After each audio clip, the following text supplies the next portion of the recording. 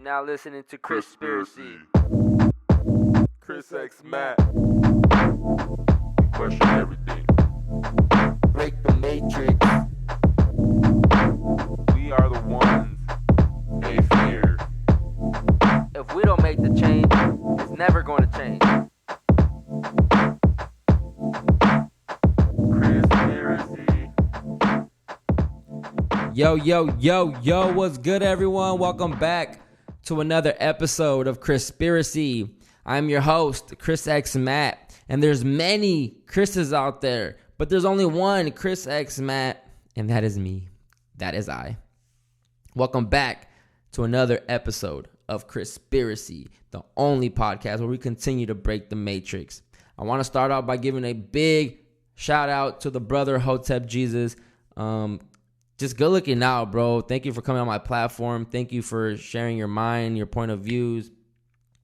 Thank you for, telling us a little bit about your story.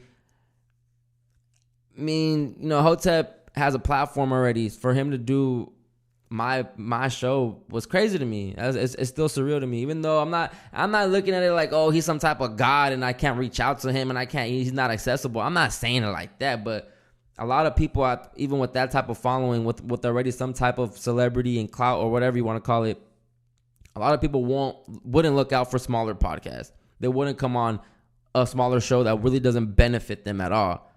And I don't say that to be negative about my show. I just know where I stand realistically. This is still a small platform, and I just know where I stand in this game, So when someone with that level of following comes on my show and brings all those eyes this way, that's love. I don't know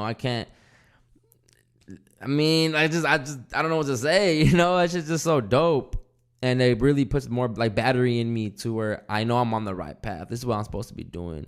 Like I said, I'm Chris X Matt, and there's no one out there that's like me. I'm really just my own person, and I bring a whole different side to this podcast game. So shout out to the brother Hotep Jesus. Like I said, I don't know if I said this already on that episode, but I was nervous to do that shit. For real. I just was too much in my head because I was just thinking about it too much, and I shouldn't have, but I wanted it to be a good episode. So I kind of put pressure on myself, and for no reason either, because it was, once it started, obviously all the nerves go away and you kind of just step into the bag. And I don't really get nervous when I record. So that was the first time I kind of was like, oh shit, I want this to be good. Let me be good. Let me be great. But it turned out being a good episode. People liked it. The reaction was good to it. So shout out to brother Hotep. And shout out to everyone that's been tapping in lately. All the new subscribers, all the new followers, all the new listeners.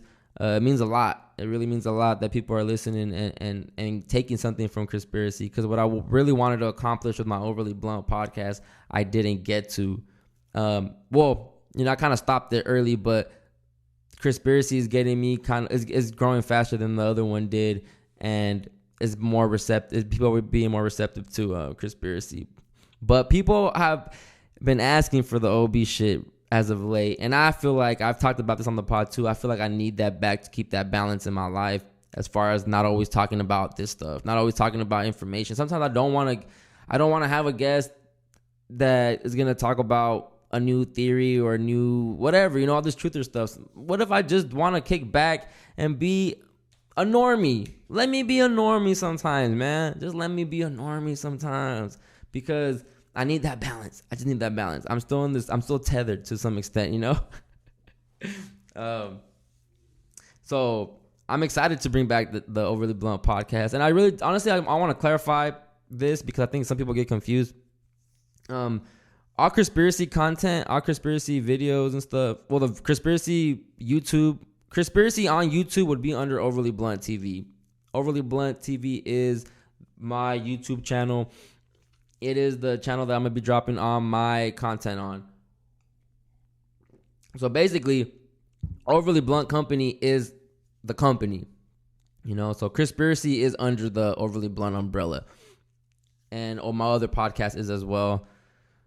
So I just want to clarify that up. I'll have a whole umbrella, and I'm going to bring back my new show. So I'm ready to bring back OB, guys. I hope you guys are ready too. It's gonna be fun. Before we get into today's episode, though, I have a dope guest today for you guys. It's gonna get wild, big wild. Not really wild like that, but it was just an interesting story. He had a wild story to where he's at now, and people like this inspire me to.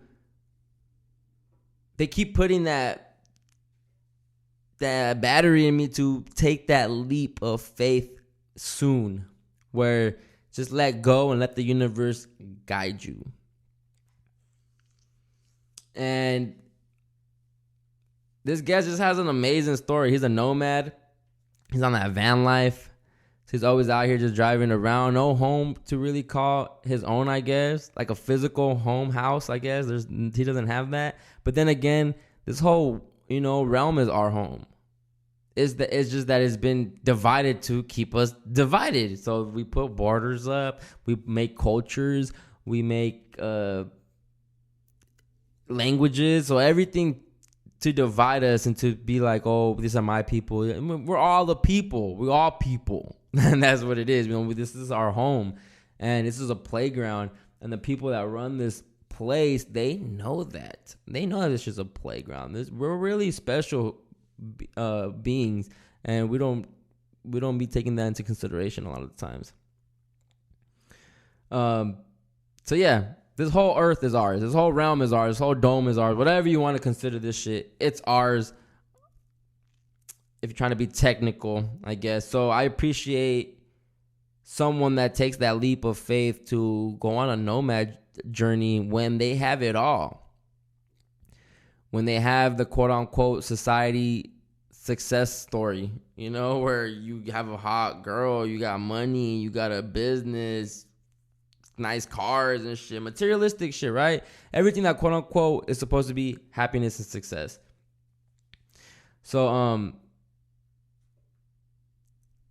this guest is just really blew my mind, his story and how it all unraveled for him. And sometimes, when you ask, you shall receive. When you ask the universe, it's gonna talk back to you through symbols, through signs, through, whatever, events. It speak back to you. Oh, man.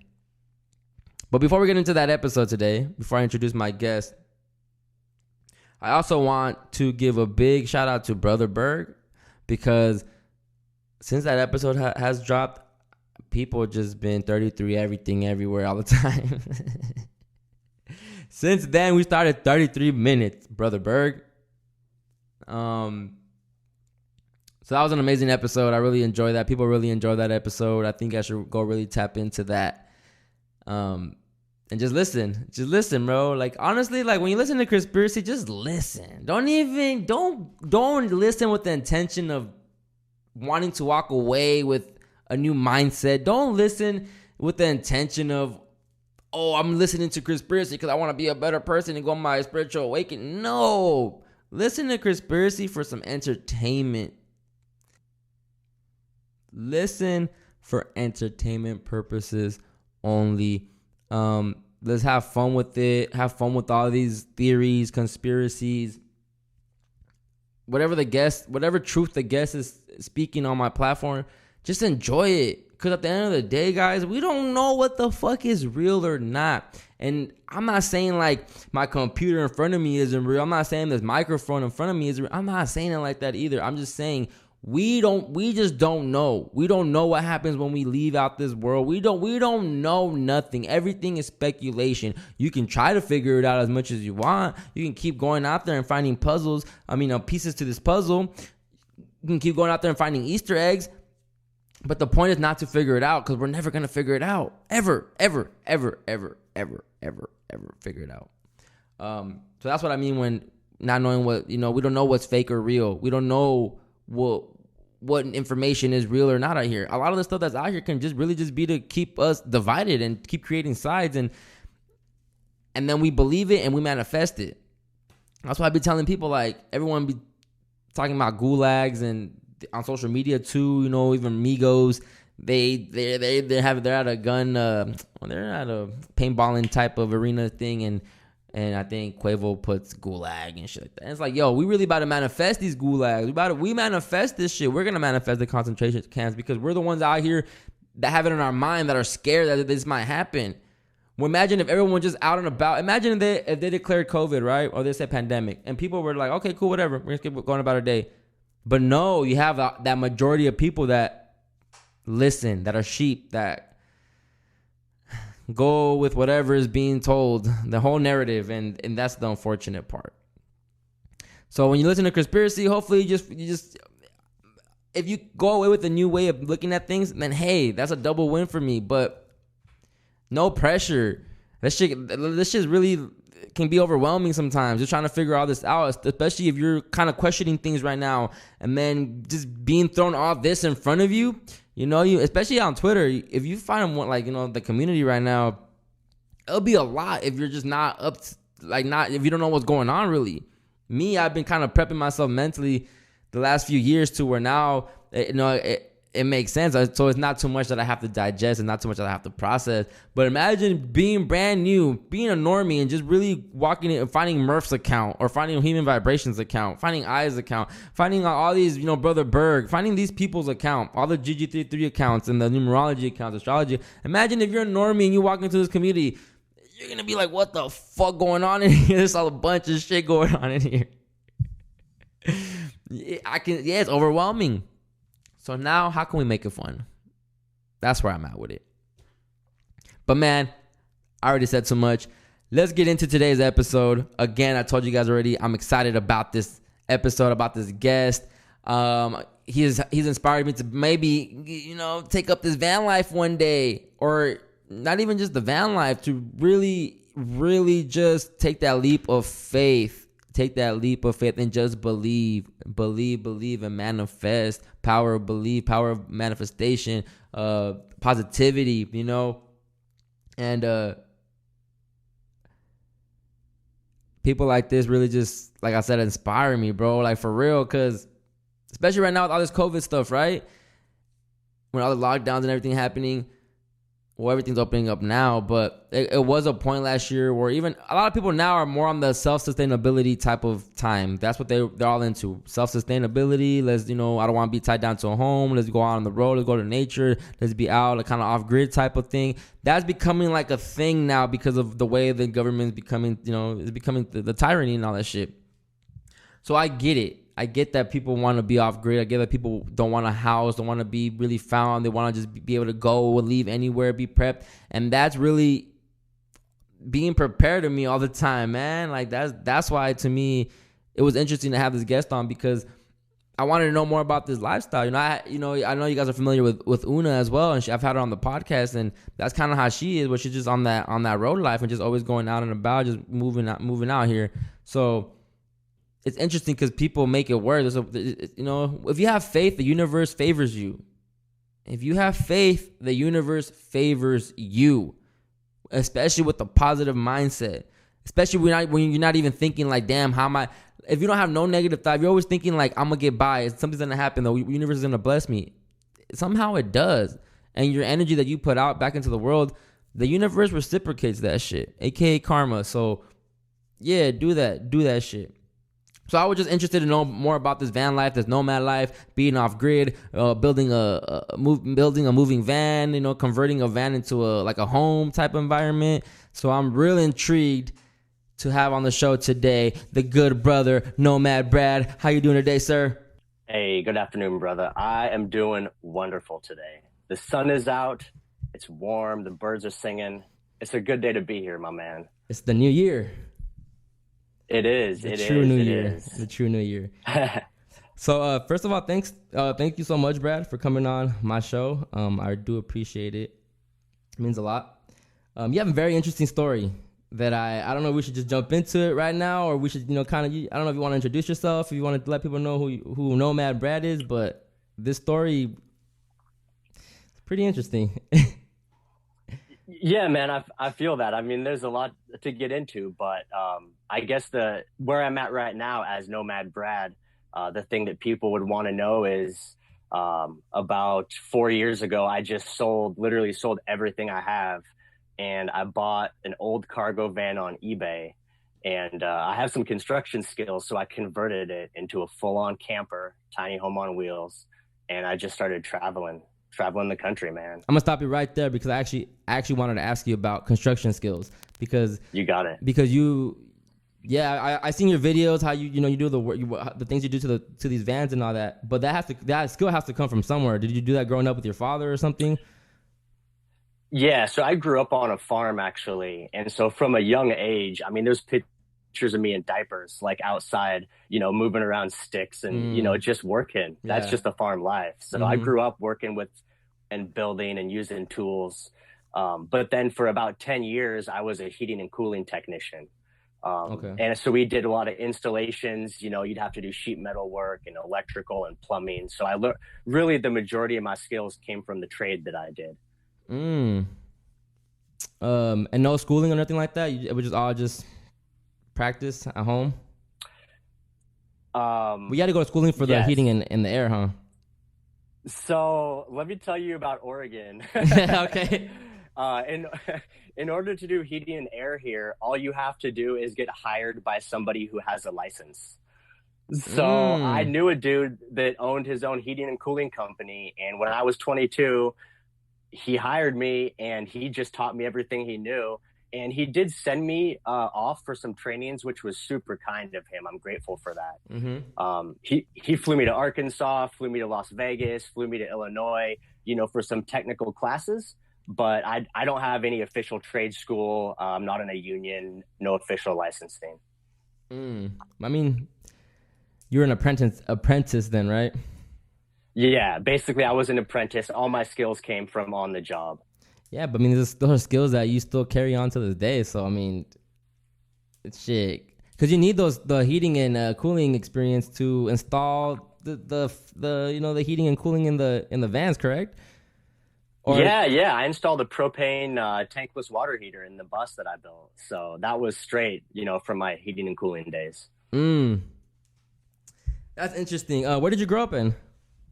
So I grew up in Oregon, a small town outside Portland. So I was in the country about 20 minutes out of the big city. You spend most of your time in Oregon, or are you really on that nomad life?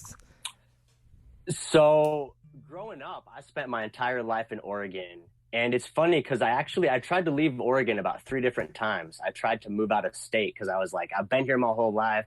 I want to see what else is going on. And every time I would leave Oregon, I always I came back. The universe always brought me back. And so it wasn't until that I was like, I'm literally selling everything, cutting all my ties and packing all my stuff in a van and leaving that I was finally able to kind of get out. And you got to that point of selling everything after your trip, your Virgin Islands trip. Before we get to the trip, though, why weren't you happy? Reading based everything on your website, you had everything, quote unquote. That's you were successful in society standards. Were you not happy? Was something not being fulfilled that you just you wanted to go take this trip?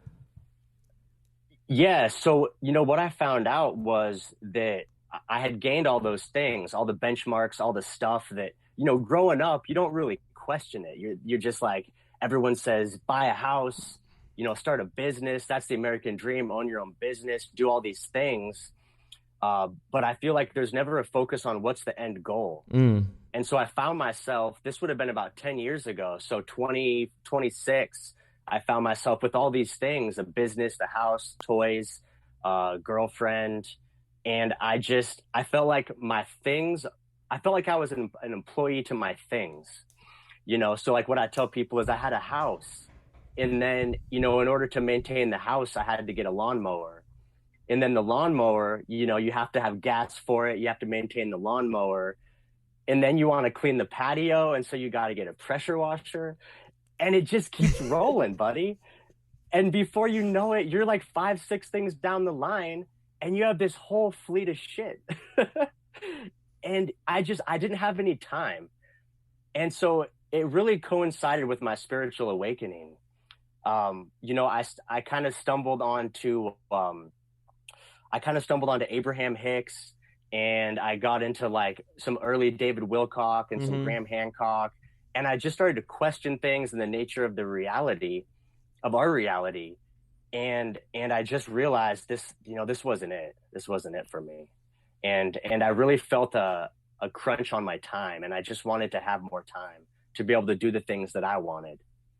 Which were what? Well, that's a great question. And so where I found myself is I was working like 60 hours a week. It was I had a couple of businesses, but this was my newest business. And I was working a lot, and I was basically inside of a warehouse like 50, 60 hours a week, just working all the time. And I always found myself wanting to be outside. And I always felt myself wanting to be in nature. Every chance that I got, I would take my dog for a walk. And it was like these baby steps towards spending more time in nature. And it got to the point where it wasn't enough to just go to the park. I wanted to get out of the city. And so at the time, I had a Ford Expedition. And one day I just was like, I got to get out of here. And keeping in mind, I grew up in the farm. I grew up camping. So I have like an outdoor background. And so one day I says, I want to get out of here. And I grabbed my girlfriend and my Expedition, and we drove to Target, and I got like a roll-up mattress topper and a cooler and filled it with stuff. And I just drove out to the mountains. And we drove out to the mountains, and we just put the seats down and slept in the back of the Expedition, just out off the grid, no cell service, under the stars. And I'll tell you what, I had the best sleep I've ever had that night. And so I realized that for me, there was so much healing and joy being outdoors in nature. And, time felt like it slowed down. The air was cleaner. I didn't feel all the stress and the pressure that I feel when I'm in the city, doing my business. Yeah. The fast pace. And so the fast pace. And so that combined with like an awakening and looking at, what's the nature of our reality. And I was just like, man, what I'm doing now, this ain't it. This ain't it for me. So in that process, you decided to have like a little spiritual getaway in the Virgin Islands, or? I mean, it wasn't even a spiritual getaway. This was still pretty early into my awakening, but I knew I needed to like relax, and I knew I needed to just kind of get away and kind of de-stress. And I got to the point where I wanted out of my lifestyle. I wanted out of the craziness, but I had built up so much momentum with my business and my house and my stuff that, it was like a freight train just speeding down the tracks, and I couldn't see a way to slow it down. I felt like I just needed to just snatch that Band-Aid off just real quick. I just needed a hard reset, to get where I wanted to be. That was the shortest distance, right? Just bam, get me right there. And so for that reason, I decided at the last minute, me and my girlfriend, we were going to just book a trip to the Virgin Islands for 2 weeks and just kind of chill and kind of try to figure things out, because I knew from experience that if I can get my mind away from all the stress and I can spend some time out in nature, I knew the answers would come to me, but I had to get there first. You have this quote on your website too, where you basically you said what you're saying right now. You said my manifestations rolled over me. I was never able to relax. Yeah. So that's interesting. And for me as a business owner, I had my iPhone, and so I have emails from clients, emails from vendors, I have phone calls, and so wherever I would go, that hustle would just follow me all the time. And I felt such an obligation to my business and my clients that I couldn't separate myself. I couldn't just turn my phone off and say I'll figure it out later. And so that was a big part of it. I just felt like I could really never relax. Have you learned, or have you tried like balancing it, or have you found a medium to where you balance out work and just chilling and being in nature? Well, I have now. That's true. So go ahead. Yeah, it just all comes down to the priorities. And so what I really had to do was consciously put myself first and put, nature first and take care of myself. And I was never raised that way. I was raised by, my dad was very much just work all day, every day, nonstop. And for some reason, I'm just born a little different than that. So I really have to, it's still a fight to today that I have to tell myself, okay, today I'm going to clean my plate. I'm not going to do anything except relax. I'm not going to check my phone. So I still have to very much be mindful of how I'm spending my time. So you booked the trip to the Virgin Islands. You spend 2 weeks out there. Now, when you're out there, you get hit with 3 hurricanes. Hurricane Maria being the last one. If we all know, that was a big hurricane. So explain to me or walk me through this process of, because there's a little description on your website too where you say you were looking out the window, you saw a whole roof just get torn up off the house. Yeah. So you take this trip to get a peace of mind, right? In a way.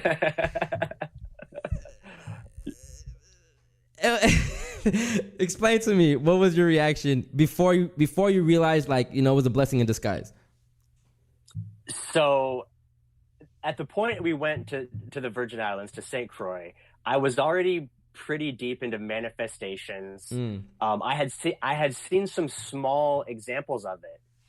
Like, for example, I went to Mexico before St. Croix, and what me and my girlfriend would do is we would watch vlogs on YouTube on Mexico, and we would kind of manifest, and hey, what do we want to do? Where do we want to go? And we would find that things would happen so quickly and everything would just align for us to go on vacation. Mm-hmm. And so we did the same thing for this trip to St. Croix. It was kind of a last minute. We didn't know where we wanted to go. We just pulled up YouTube. We were kind of looking at what's easy. We don't want to go to Mexico again. And so we were just kind of trying to do some manifesting and kind of leaving it up to the universe. And so it's interesting because it was absolutely hurricane season when we went to St. Croix. Their hurricanes come at the end of summer into the fall.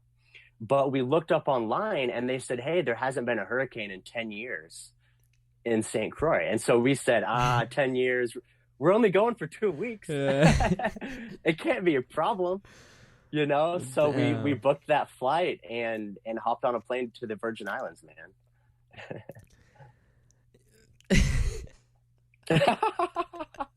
It's just crazy true. because I went down there with the goal of relaxing, and resting, and eating mangoes by the pool and working on my laptop. So how many days did you get to really enjoy? None, or so I believe we had the first week was good. Okay. Because I toured the island. I got a rental car. We went out and did all that tourist stuff and posed for a bunch of dumb photos. So I appreciate that Mother Nature allowed us to enjoy the island. We swam in the ocean. The water was beautiful. I got a little bit of relaxation in, and I did get to enjoy the island. It wasn't until the end of that first week, probably 6 days in or so, that first hurricane hit. And you said there was 3. So the first 2 came and passed pretty quickly. Did you get scared even when those 2 hit, or you were kind of like, whatever? So there's not a lot that really truly scares me, and nature just isn't one of them. So I wasn't really concerned about it. In fact, I think it's kind of exciting to be in a storm. I'd never been in a true natural disaster before. Right. So the first 2 hurricanes came by, and we were staying at an Airbnb, which was nice. And actually, the luckiest part of the whole deal is this was a very old home, and it was built out of cement. So it was a cement home, and the hosts that lived there had been on the island for a long time. They were very well prepared because it was their house that they rented out a whole section of it. So in that way, I was very fortunate.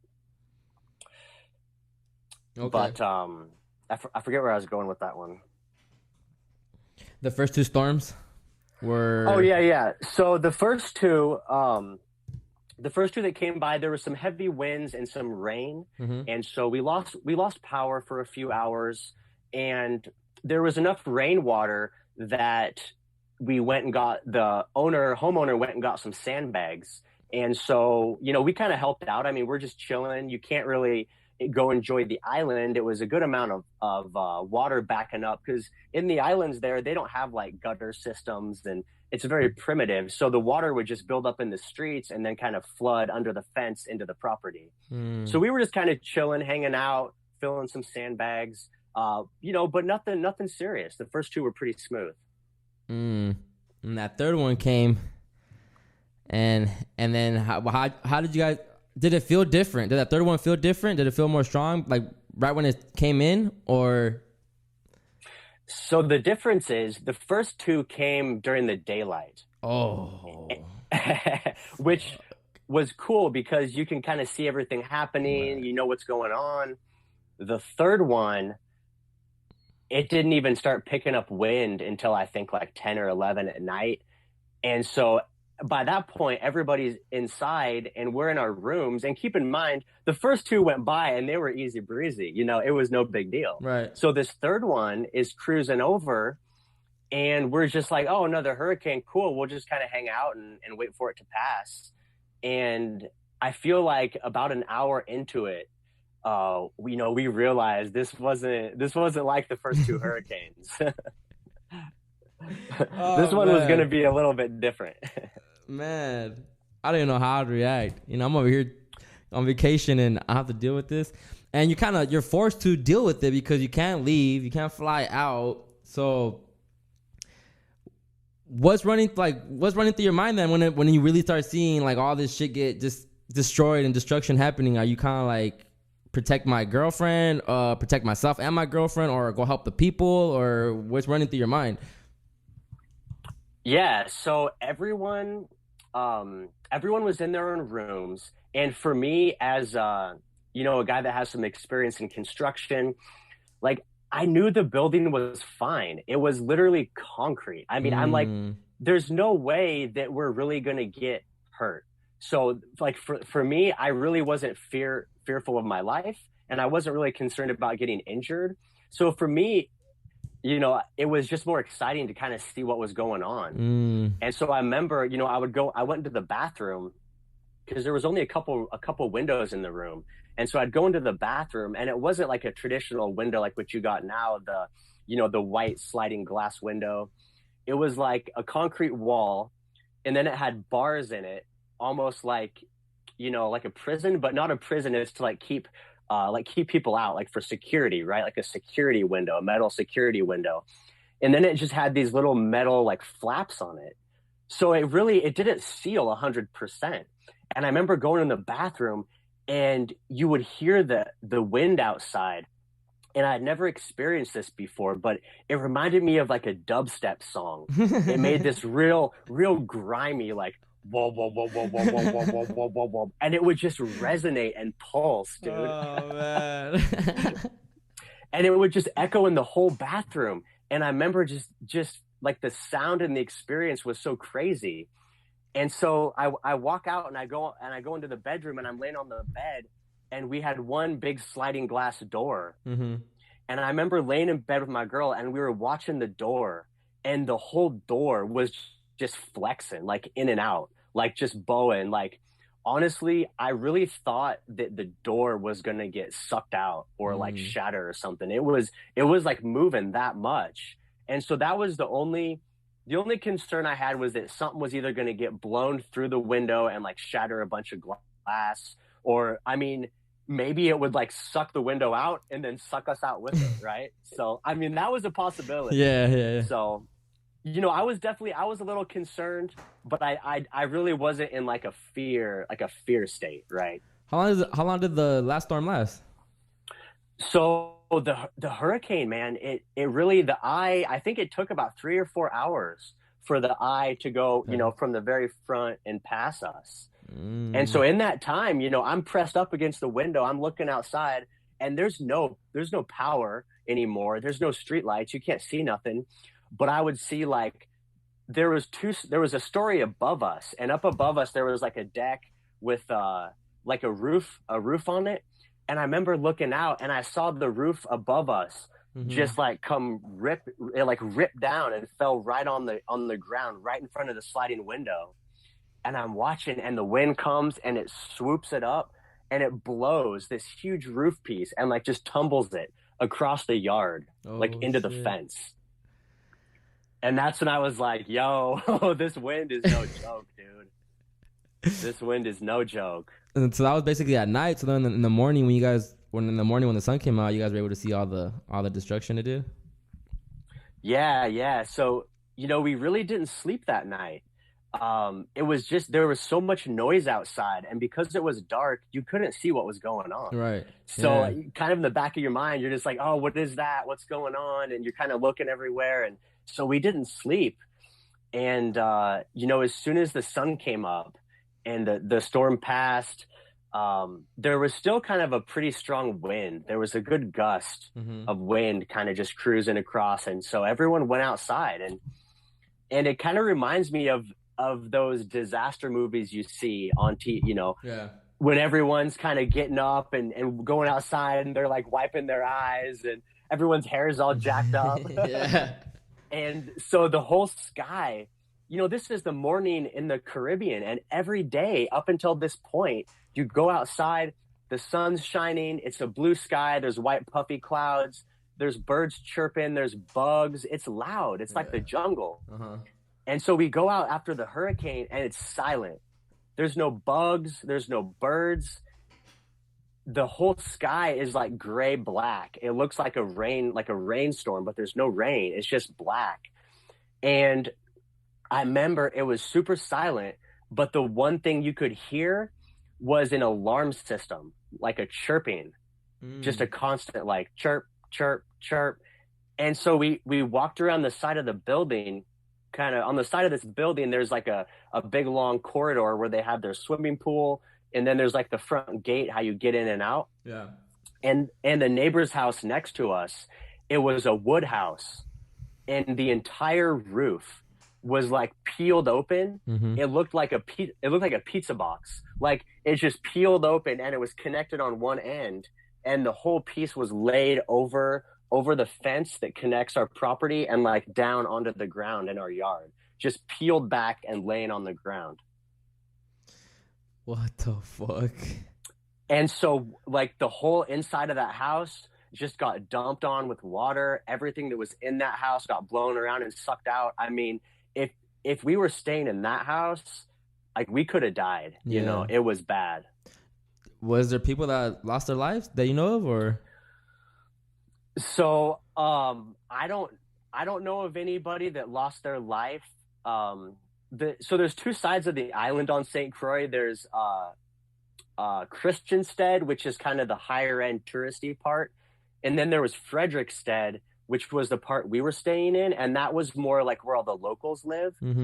And so like we were staying mostly with the locals, so everybody on this side of town, they kind of knew what's up, and if they weren't in like good housing, they went to other people's homes to stay.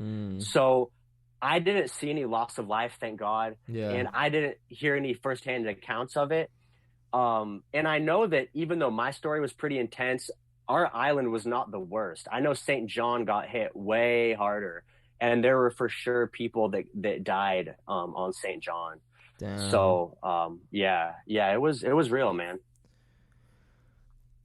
So then after the storm or even during it, are you thinking like, why is this happening to me? Does that ever cross your mind? Like, why am I witnessing this? Why would I come out here when the time that this does happen has been 10 years and I come out here and this happens? You don't question none of that? So I never felt down. Like, why did this happen?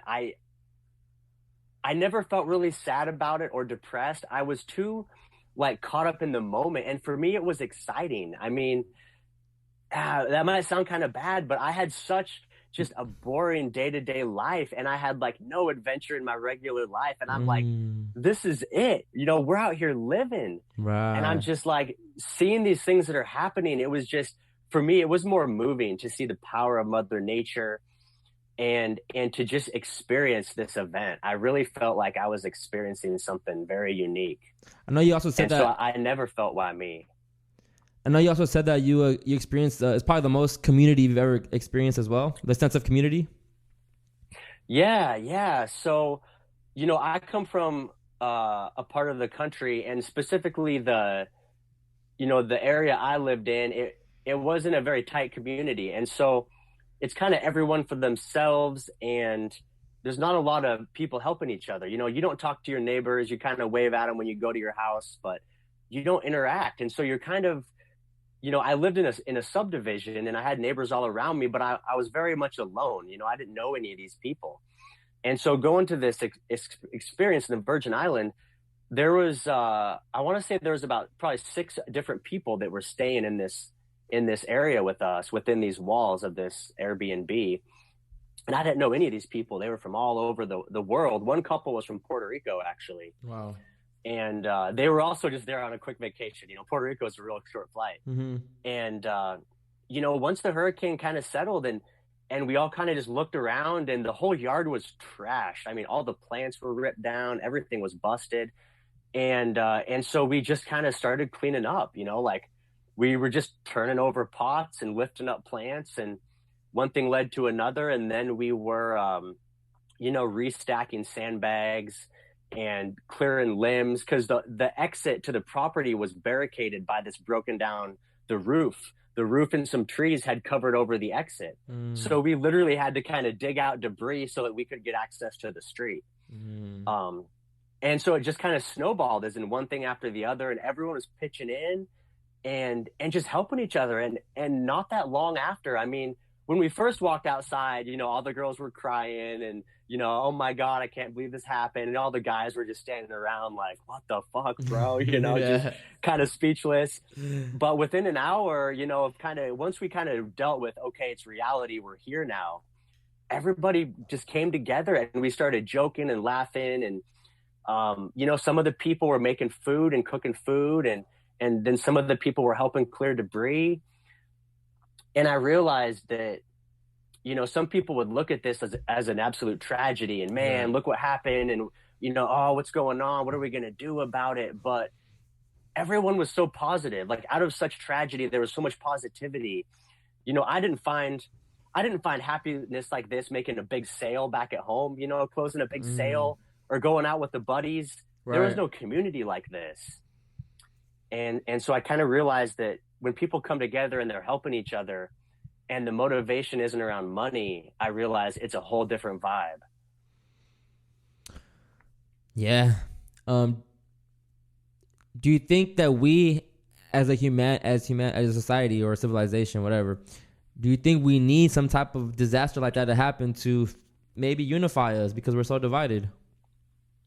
Yeah, I think everyone would benefit from a little hurricane in their life. Well, you know what they say, bro. That, that fake alien invasion is supposed to, bring us all together. I mean, yeah, I feel that. I mean, and that's the exact reason that I feel like they might not allow it, because they don't want us to unify. Because then they want us afraid of each other. They want us hating each other. Because then it'll no longer be us against us. It'll be like, oh, they're a whole different species. Like, we actually humans against y'all now. Yeah. So yeah, man, I really believe if we all went through a similar experience, you reassess what's important to you. And, you realize how important life is and how important relationships are. And you realize when you're standing up to your knees in flooded water, it doesn't matter if your shoes are Nike or Adidas. Right. It doesn't matter. You know what I mean? It doesn't matter what car is parked out front of your house, because there's a tree on top of it. So I feel like it puts things into perspective, and it brings you back to what's important. And what did you realize is important to you? I realized what's important to me.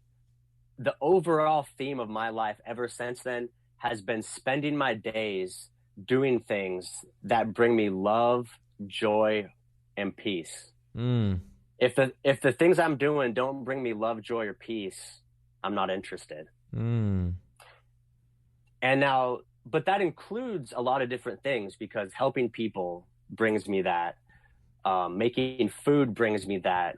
Doing work that I'm passionate about brings me love, joy, and peace. So I can still do all the things that humans need to do. You know, I can do chores, I can clean my tiny house, I can do all these things, but when you frame it around putting love, joy, and peace first, it changes everything. I like that. I like that. That's a good approach. That's a good way to decide on things, you know. I'm gonna apply that to my life. It's a good thing, man. Think about it. Like, what are you gonna eat? Does that bring you love, joy, or peace? You know, if it does, then you should eat that. Well, that's tricky though. That's tricky. Don't say that. Don't say that. Don't tell people that, because they're gonna go eat some hot Cheetos and some, you know. And I get that makes you happy. But think about it. Hot Cheetos, that brings you love, joy, and peace for the moment. But those empty calories, the weight you might gain, it's a false sense of love, joy, and peace. Ah, there it is. So you gotta watch out for the tricksters. I like that. That makes sense. That's good. So when you come back from the Virgin Islands, right? When you come back to civilization, or to, you know, your reality, I guess. What's running through your mind? Are you right away? Do you sell everything that you know? Do you take some time to figure it out, or you already knew before you even got back, or? So I already knew before I left for vacation.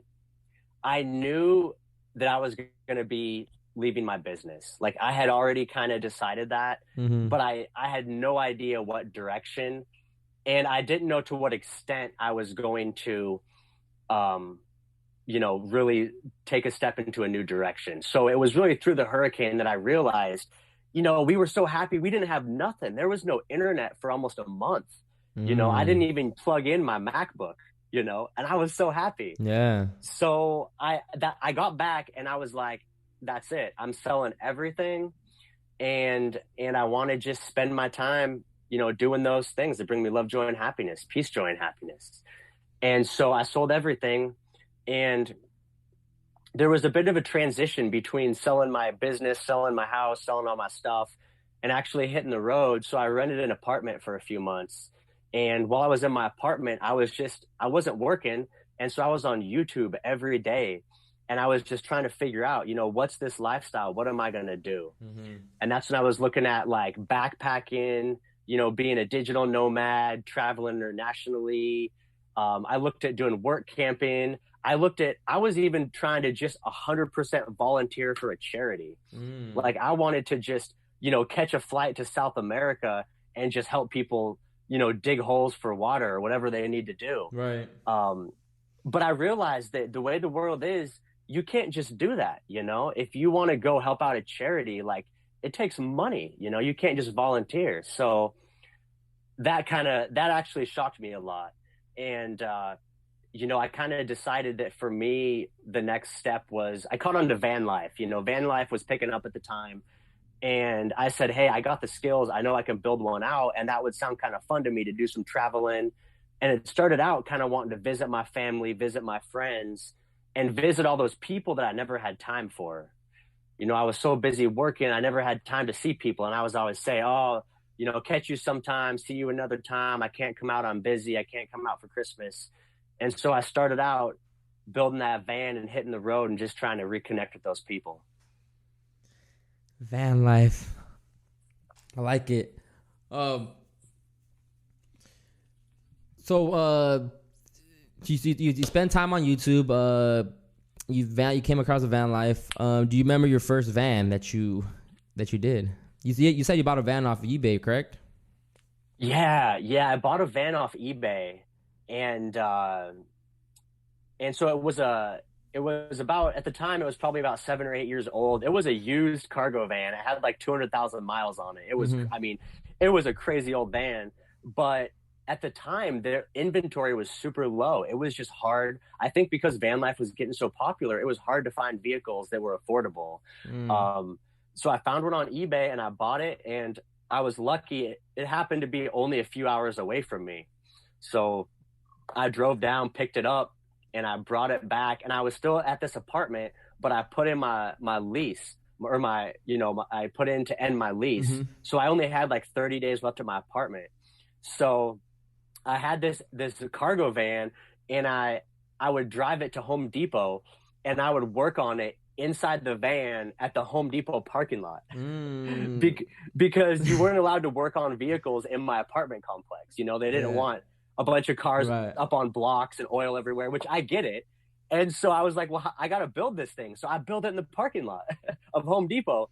And then What that the- actually works out pretty good because, I would need like more screws or more caulking. And so I would just lock up my van and run inside the Home Depot and buy parts. Wow. And you were looking at, when you were on YouTube studying, you were looking at just videos of constructing these vans, or you kind of just like freestyled it and were like, I can do this, I'm gonna try it. Yeah, so the house that I had before this, I completely remodeled the house by myself. Okay. So, I mean, it wasn't a big house, it was like 1,600 square feet, but, I did the tile, I did the full kitchen. I mean, it was an old house, like a foreclosure that I bought, I gutted it and then remodeled it super nice. So I already kind of knew how to do everything. And I was like, if I can remodel a full house, I can do a van, no problem. Mm-hmm. So I did watch some videos on YouTube, to kind of see the specific details, because, the systems in a van are different than a house. Right. So I would get some ideas from YouTube videos, but for the most part, I knew what I was doing. Man, so is this not your business? Do you do this for a living, or you don't invest all your time into it? No, so it's funny how it works, but I built my first van for myself, and I had that van for about a year and a half, traveled all over. It was wonderful. But then I was like, oh, I want a little bit more room.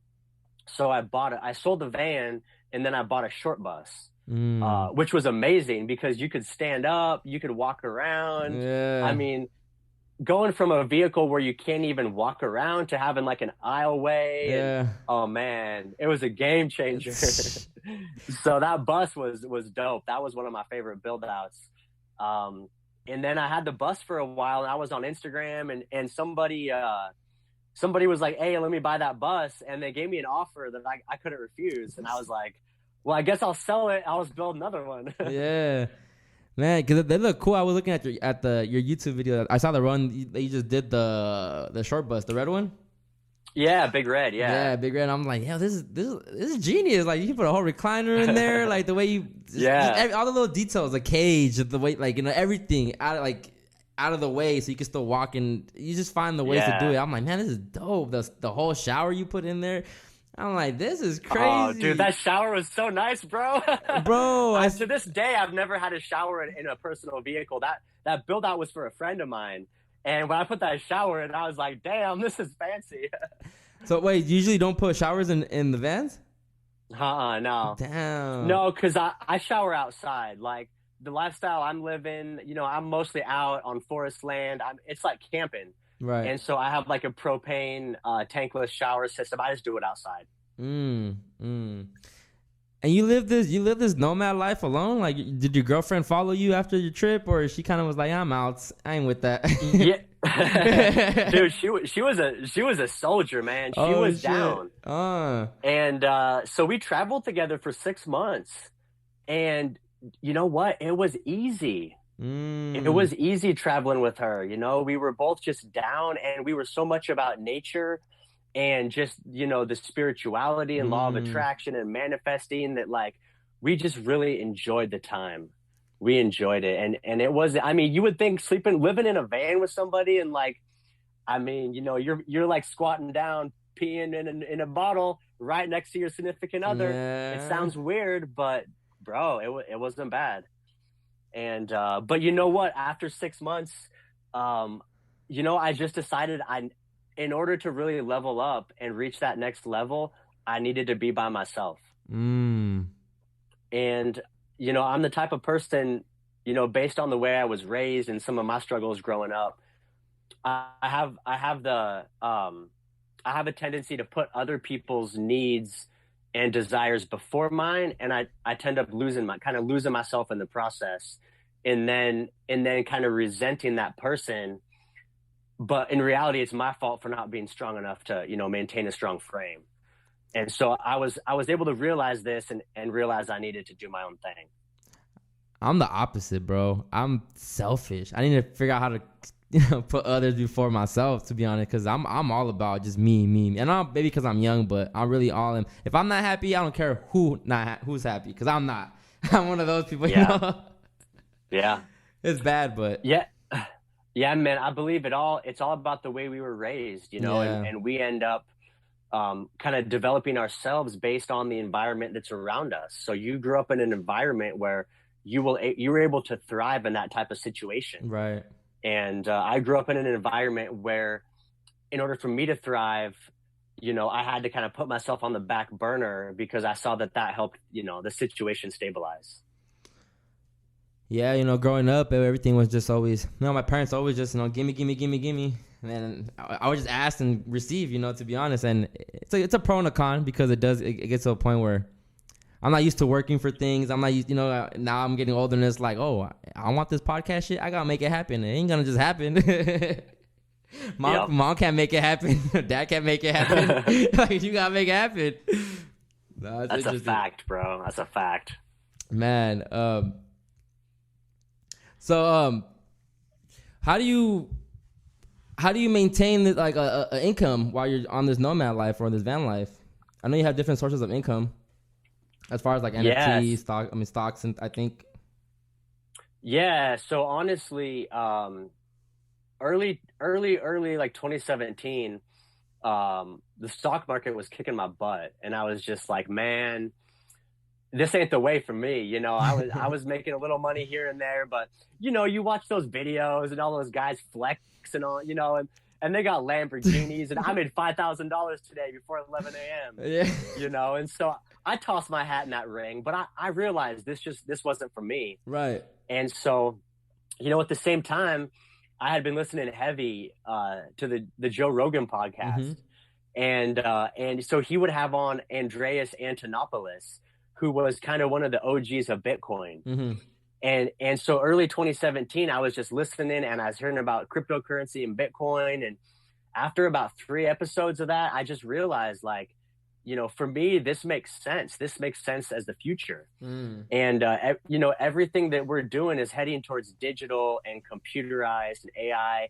And so why wouldn't the wealth and the transactions be digital as well? Right. And so I invested in cryptocurrency early.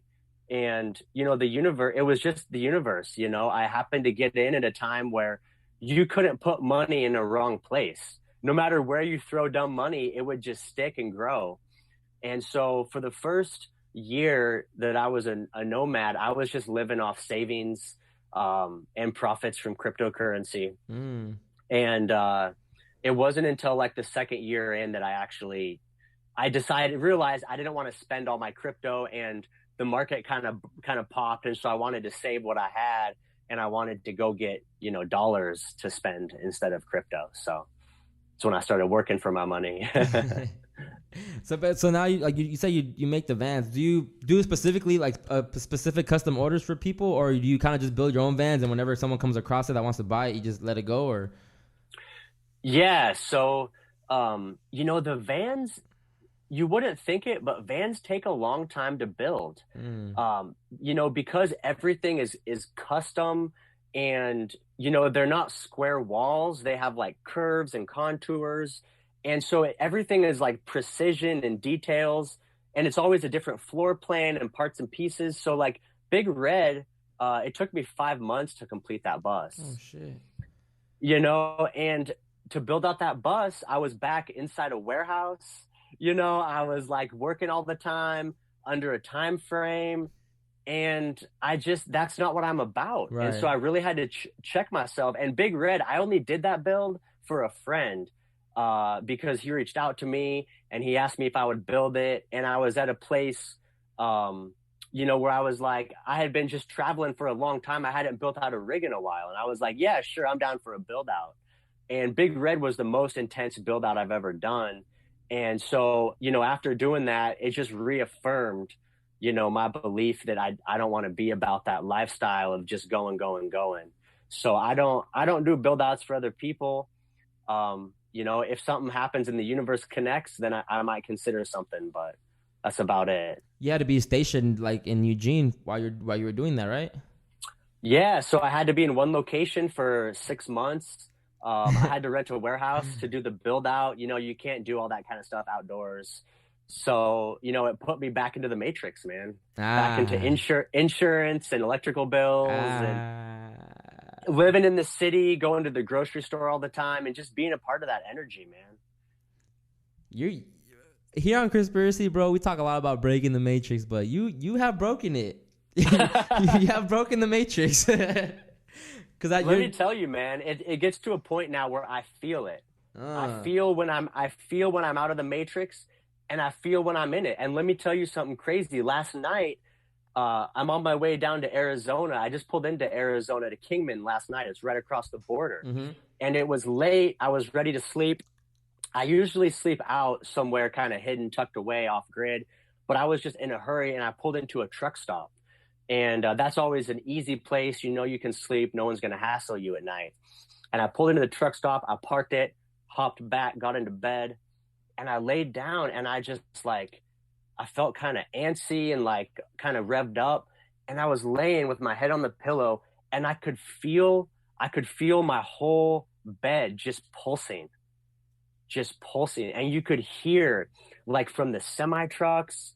And there's some kind of a electrical thing outside. Yeah. And it was just whoa, whoa, whoa, whoa, whoa, whoa, whoa. And that's the sounds of the Matrix, man. And, the night before I was sleeping out on a dirt road under the stars. And so when you have that direct difference, right, you can relate between the extreme off grid and being right in the middle of it. And that's when you really can see the difference of being inside and outside the Matrix. I like that, man. I like that. You never get lonely on this nomad life? So I know everyone's different, and I appreciate that because I'm an only child. I grew up with myself as my best friend. Okay. And so I talk to myself all day. Same, yeah. So I really don't get lonely. I appreciate the internet, right? So through social media, I'm able to exchange some thoughts and likes and stuff, but I really don't get lonely out here. And do you just drive, or do you always have a destination you're going to, or do you just let the universe take you where it takes you, or how do you decide where you're going to end up at or where you're going? So I typically have an end goal, right? So I left Oregon a week and a half ago, and I'm heading to Arizona, Southern Arizona, to go visit my dad. Mm-hmm.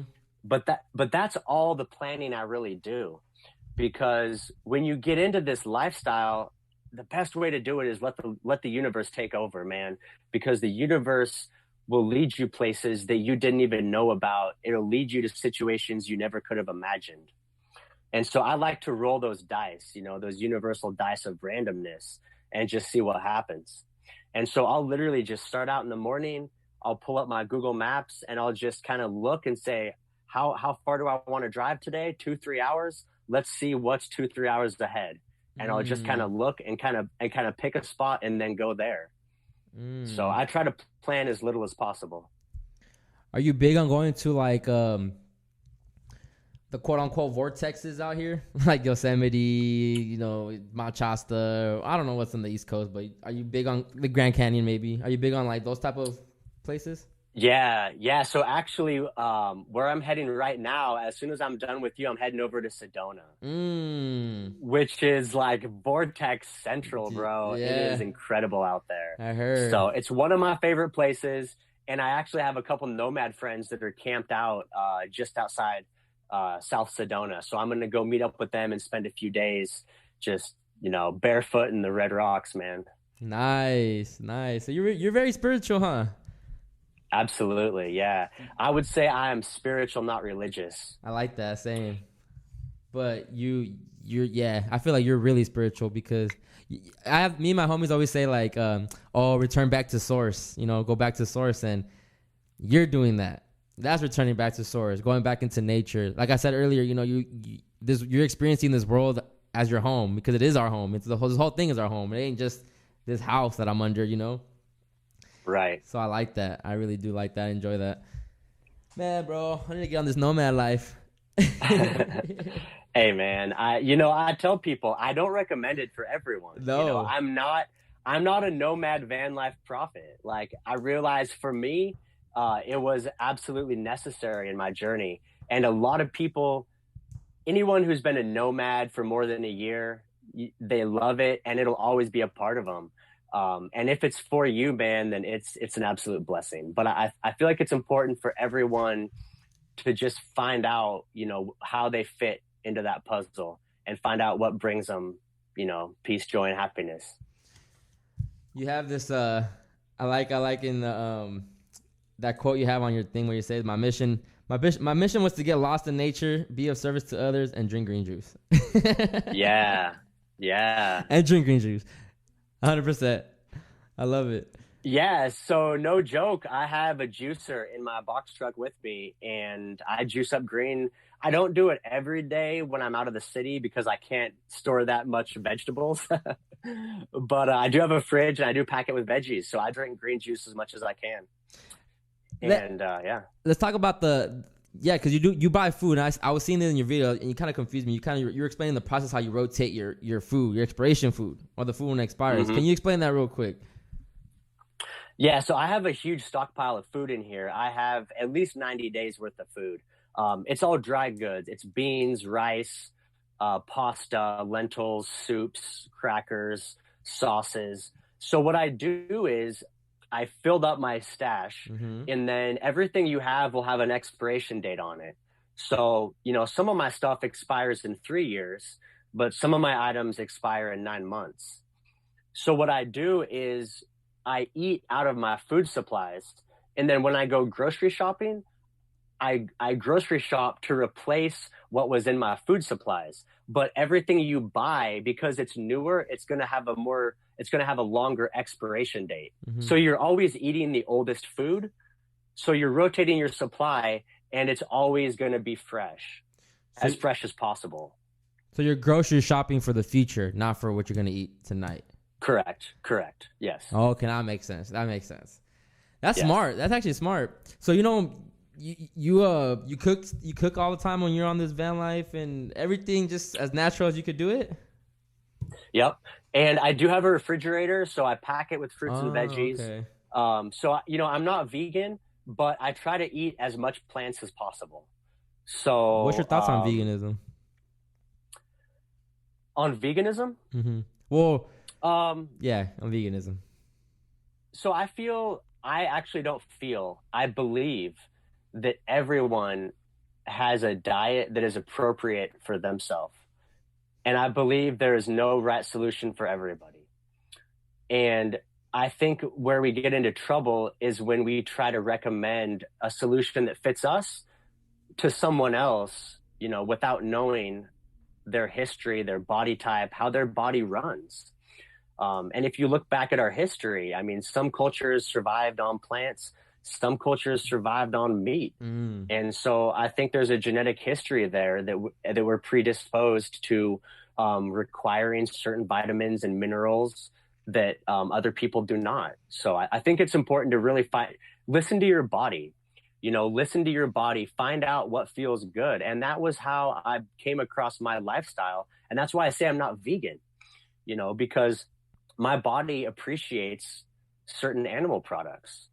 But what I found out my body absolutely hates is gluten. So for me, I don't touch gluten because I immediately feel the effects of it. My joints will kind of swell up and get stiff. I'll feel sleepy. I get some irritability problems.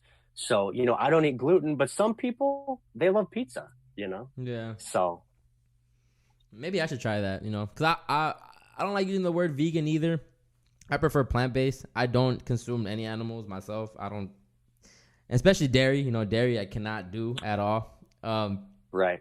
But even the thing with me is what I hate is that I beat myself up sometimes, right? Like I feel guilty now. Like sometimes I'll be eyeing some hot wings, or some people have chicken wings or something, and I'll be eyeing them, and I haven't had them in so long. But I would eat a soy chicken wing, and I'm like, why? Why would I do that when I'm eating something worse? And I just hate that I beat myself up over that shit. So I'm getting to a point too where I'm trying to just incorporate everything like once a week maybe, or just not beat myself up over it, because I do, and I don't like that. So I just listened to a great podcast yesterday, and this lady says it's important to appreciate yourself, and it's important to love yourself, and that includes your diet. And she says, make sure that your diet is not a punishment. Make sure that you're enjoying, because so much of life is about love and enjoyment. And that's how you manifest, is by loving and enjoying and appreciating. And if you can't appreciate your meal and you can't appreciate what you're putting in your body, you're not going to see the desired results out of it. So of course you got to stick with what's right for you. But, if you want to have some vegan cheesecake, or I don't want to tell you what to believe, but if you want to have some cheat meals, man, I feel like it's important. Yeah. It's important to make sure you're always enjoying yourself. And balance, bro. I think the biggest thing is just balance. Because the way we're taught to consume, even animal products. First of all, a lot of them are factory farm animals. So it's not even like we're getting the best of meat. And then the fact that we're eating it for breakfast, lunch, dinner, 3 times a day. Like even breakfast alone, you're eating ham, bacon, egg, and milk sometimes. Like that's a lot, man. So I'm for that. I think it's just like I just tell people, like, I don't even tell people no more, don't eat meat. I just be like, bro, you got, just moderate it, bro. Because when you do get high blood pressure, when you get whatever, don't be surprised. That's all I'm saying. Don't act like I don't know where this came from. Your diet, bro. Your diet. Yeah. And that's how I'm looking at it. I'm looking at it, the best diet I can have today, that's going to take care of me down the road. Food is medicine. Plants are medicine. And so you want to, give your body what it needs. Yeah, listen to your body. That is 100% true. What do you do for protein? Like, I know that's a big, if you're vegan, where do you get your protein from? What's your biggest protein go-to? So I have plant-based protein powder, but I don't use that regularly, but it's like a supplement. But actually lentils and beans are very high in protein. And so I cook almost every day in here. I eat rice, quinoa, lentils, and black beans or kidney beans on pretty much a regular basis. And I forget the exact numbers, but a full can of, say, black beans, like a normal can you get at the grocery store, has almost as much protein as an 8-ounce steak. And it sounds crazy, but there's some truth to that.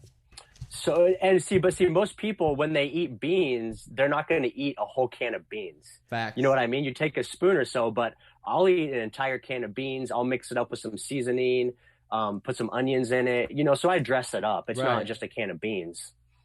But the protein is out there in the plant kingdom. You just have to look for it. Facts. And you have to consume more of it than just like a piece of steak. A piece of meat. But yeah, the meat, the whole everything, bro. Everything, just everything that's given to us is being polluted, and they're attacking us in every way. Food, air, television, programming, education, every way, every angle they're attacking us in. How does your family deal with your lifestyle? Or what do they say about it? They embrace it? They're happy that you're happy? They're absolutely happy that I'm happy. It took them a while to come to terms with what I was doing, because it goes against everything we're taught growing up. Exactly. I mean, my parents thought I was crazy to walk away from a business, from income, from a house, from a girlfriend, walk away from, because these are all the things they tell you need to have in order to be happy. Right. And so it took them a long time. And I still have extended family members that I'm just the crazy guy that lives in a van, but I think a lot of that is that people don't want to acknowledge the facts of the happiness and the lifestyle, because then it makes them question themselves and what they're doing. Because these same people, they kind of throw me shade for what I'm doing. They bitch about how miserable they are at their job and their mortgage payment. They're not happy either, right? So, but I feel like, you know, misery loves company. And so if we're all just sitting around bitching about how we hate our jobs, you know, then it's all good. You know, then we just hate our jobs and have a beer. God forbid someone So, goes out but- and changes it up, because you're the black sheep. I'm the black sheep, man, and I'm the only one out here living. I'm so grateful to have parents that are very understanding too. They understand like my vision, where I'm at. You know, they've never been those parents where, you know, obviously, you know, my dad's a college graduate. They would want to see me graduate from college. I did drop out and everything, but they've always been the type that, you're not happy in school, don't waste my money, drop out. You know, go find something that makes you happy. And they don't care what we do. They just be happy and don't complain. So now they see that they see that I've been podcasting since 2017, and this, you know, CHRISPIRACY is actually kind of like the one that just taking off faster, and they're seeing it, and you know they've told me already too, like, if this is what you want to do with your life, like, do it. You know, you still have us, you know, you still have the support to go about it. You know, just you have to do it. You can't just say you want it and expect it to happen. And I understand that, but now they're seeing it, and so I'm just thankful for them for allowing me, giving me the space to be me and being encouraging, because it means a lot when your parents are on board too. Yeah, that's wonderful, man. And the thing that parents don't realize is we're living in a different world than they did. You know, they grew up and they just went to school, went to work, they got a job, they raised a family. There was no internet. There were no options. There was no way to peer into other possibilities. And at the same time, you know, they have retirement and they have Social Security, and they have all this framework that's not going to be around for us. Yeah. And so they have to understand, like, we absolutely have to make this life on our own. You know, we don't have those securities. Even a college degree now, there's no security in that. And so we have to figure out this new life we're living in. And you're absolutely on the right path. But it's hard to, you know, the way I look at it is, if I didn't have the parents that I had, right, it would be hard for me to focus all my time here, because I would have to worry about paying rent. I don't pay rent, bro. I don't, you know, it's like certain shit that I don't have to worry about. And a lot of people don't have that same privilege and blessing. So it's hard to follow your dreams or follow what you want to do when you're still in this matrix and have to worry about keeping your lights on, or, you know, supplying diapers for your baby. You know, I'm just blessed, bro. I see the bigger picture now, and that's why I can't let this opportunity go. Like, I have to. This is what I want. Go chase it, because I don't have no kids right now holding me back. I don't have a girlfriend holding me back or a wife holding me back. No one's holding me back but myself right now. So I think it's time to make a move, you know? So I'll tell you, in my experience, the universe always favors the bold. I like it that. It always favors those who believe. You have to believe. You have to have the skills to back it up. You have to trust the universe. And that's how you will find your success and find your path. And it reminds me, I heard an interview from T-Pain, you know, the rapper T-Pain. Yeah. Mm-hmm. And he was talking about how he first got started, man. And he was completely broke. He was a rapper, like sleeping on his girl's couch. And he was making mix CDs at the time. And he literally spent his last $500 on pressing a bunch of mix CDs. And he went where he went to the club, wherever, he handed them out. And he went back home, hung around for a few days, and then he went to McDonald's and he got a job application. And he filled out a job application at McDonald's because he was that broke and he had nothing. He spent his last money on CDs. And he says 2 days later, he got a call. I think it was Lil Wayne. He got a phone call from Lil Wayne. Akon. Who was it? Akon. Yeah. Akon. Got a phone call from Akon. Mm-hmm.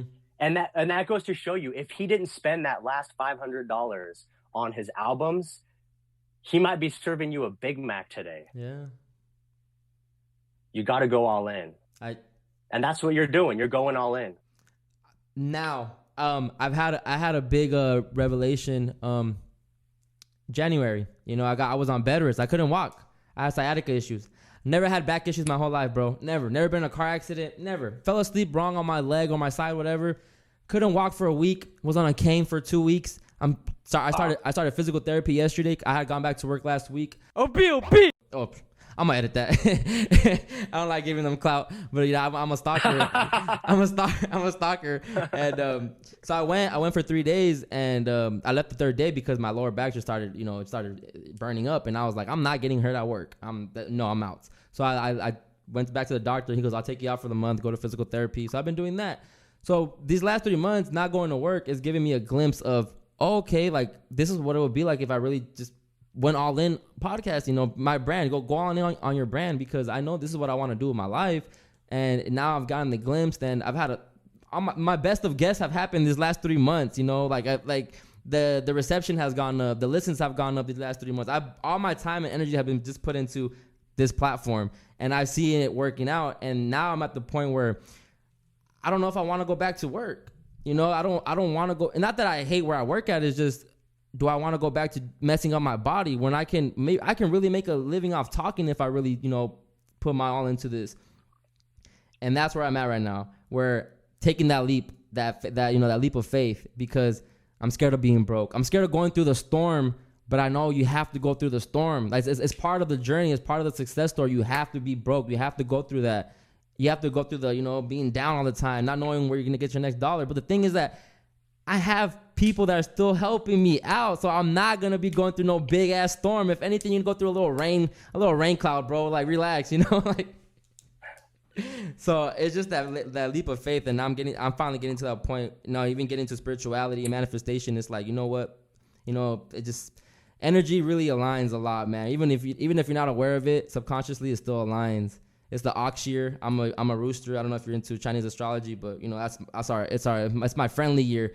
And the fact that this is building in an ox year, this platform, you just gotta go with the energies, bro. You gotta go with the universe, and I gotta stop doubting myself, and I gotta just go all in, like yourself. People like you are examples to me, bro. And I always, like, every time I find guests on my show and I hear the stories, it's like, I could do it too, man. I could do this shit too. You just gotta take the leap of faith. And look at you. You happy as hell, bro. You happy as hell. Hey, if I could press a button right now and I could go back to a house and 6-figure income, I wouldn't touch it. I wouldn't touch it. This is for me, this is it, man. But you see, you have to look at what the universe has done for you. It's given you a peek into the possibilities. There's a reason that you quit working. There's a reason you started putting all your effort into your podcast. Mm-hmm. You're getting a glimpse into what is possible. The universe is showing you the way. Yeah. And so you have to choose, am I going to follow my heart? Am I going to follow my joy?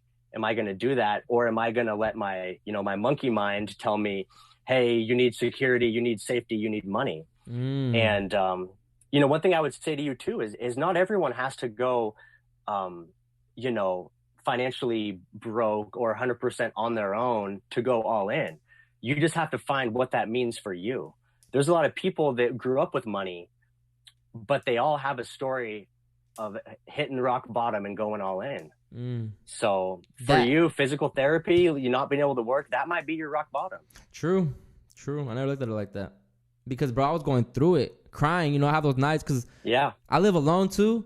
So my mom had to fly in just to, watch me for a month because I needed assistance. I really couldn't. I started breaking down when I couldn't feed my dogs. I couldn't bend down to give their dog their bowl. And that's when I was like, I was looking at them and I'm like, I can't even feed you guys right now. Like that's how like it took me 30 minutes just to get from my bedroom to the kitchen walking. And then when I realized I couldn't even bend down to get their thing, I started crying. Like I'm sorry guys. I can't even do this. I had to call a friend, and just my ego getting in the way of, and it also showed me, ask for help, Chris. Ask for help. It's fine to ask for help. You don't know who out here is going to help you. And my ego gets in the way because I don't like asking for help. I've never had to ask someone, hey, can you give me some food? Can you cook for me? Can you mind bringing me this? Never. So it really just messed with my ego, and it was a big awakening. A lot of love came after that too, because people were like, you should have hit me up, bro. Like, don't ever be scared to ask me for help. I got you. Don't ever trip. And they just showed me like, wow, this is me over here in my own little bubble thinking I don't want to interrupt you guys. I don't want to bother you guys' day because I'm a little pussy right now and I can't walk. But I wish I was exaggerating. I really wish I was exaggerating, So it really fucked with me. But I like what you said. It did give me a glimpse of what life could be. I feel that, bro. That's a tough situation. I feel like you could classify that as a bottom, man. I mean, to be a young, strong, healthy healthy guy, then all of a sudden you can't even take care of your dog. And I feel that, bro. I feel that. And the fact that it brought you to tears, man, I mean, that opened up a new level. You know, that opened up a new level for you. Like, shout out to my friend Adela Grimm. I called him because he used to be my roommate, so he's the only one that has house keys to my place. So just because I didn't want to get out of bed because it was so hard to get out of bed, I knew he can come in and just walk in the door, you know, and help me out. I called him up, and he's like, "You good?" Because I called him and I couldn't even say it because I felt like a little bitch just asking, "Yo, bro, can you come help me?" And he's like, "Yo, you good? Like everything's good?" Because I just started crying, and I was like, just like, you know, like I couldn't speak, and then I'm like, I calmed myself down. I'm like, "Bro, I just really need help right now." Da da da da. And he was like, "Damn, I'm in Big Bear right now. I'm doing some video stuff. Like I can't, you know, but I got you as soon as I'm done with here." And I understand it, man. Like everyone got their own life. I don't expect people to drop what they're doing to come help me. So that's why it was really just like my ego getting in the way. And then, you know, my mom ended up coming through, and shout out to the moms, bro. I love Gotta love moms, man. Gotta love moms. Oh man. But yeah, so that's interesting. But before we get out of here, man, what I wanna get into before we get out of here is NFTs. You started an NFT project. That was initially why I wanted to bring you on, but reading your story, I was like, nah, we're talking nomad life, we're talking your journey. Like the NFT stuff can wait. But you first NFT up for sale. Are you well versed on NFTs, or you're still figuring it out, or? Yeah, so I'm pretty well versed in them. What would you like to know, or where do you want to start? How can an NFT benefit a creator? Yes, so that's exactly the reason I'm in NFTs. So ever since I've been traveling as a nomad, I love photography, and I've been taking pictures of everything. Mm-hmm. And, you know, taking them into Photoshop, Lightroom, editing them, you know, making some pretty nice photos. And the struggle I came into is I have these beautiful photos, other people appreciate them, but how do I monetize my career as a photographer? You know, I'm too late in the game to blow up on Instagram. I mean, there's always the exception, but for the most part, it's so saturated. You know, I tried like listing photographs on Etsy and some other stuff, but I just never found any way that I could reach an audience and share my photos. And then the other challenge I had is my photos aren't just photos, there's a story behind them. And so I try to include, you know, things about the universe that I've learned, some law of attraction stuff, some high vibration stuff. So I have kind of this like pictures and then this little story that goes together. And so I learned, I've been hearing about NFTs for a while. And then about 2 months ago, I finally just was on a podcast and some guy broke it down. And I was just like, oh shit, that's exactly what content creators are looking for. And so what it is it just provides you a way to take your artwork, digitize it, and then basically it has a serial number. Mm-hmm. So it's a specific piece of art, and then somebody can own it, they can view it, they can share it, they can sell it. And so it's a way that, and then they can collect it, which I think is the biggest thing, is bringing the collection, the mental collection side, like sports cards, trading cards, Pokemon. Now you're collecting artwork that's made by other people. Whereas before there was really no way to collect artwork from other people unless you're buying, you know, physical portraits and stuff. True. Where would I go to make an NFT, or how do you go about making an NFT? So there's a lot of different platforms that you can make them on. They all revolve around cryptocurrency and blockchain. Okay. So it takes a little bit of understanding, but the easiest one, the one I prefer, is it's the Wax blockchain, and the website is Atomic Hub. So if you went to atomichub.com, then you can browse and see what other people are creating. You can create an account, and you can easily upload right to Atomic Hub. And I like Atomic Hub because it's almost free to create an NFT, versus like all the Ethereum NFTs you're hearing about. It can cost you $100 or more just to create one, because of how high the transaction fees are on the Ethereum blockchain. And the Wax blockchain is similar to Bitcoin in a way that it's very, the way it works, very low fees.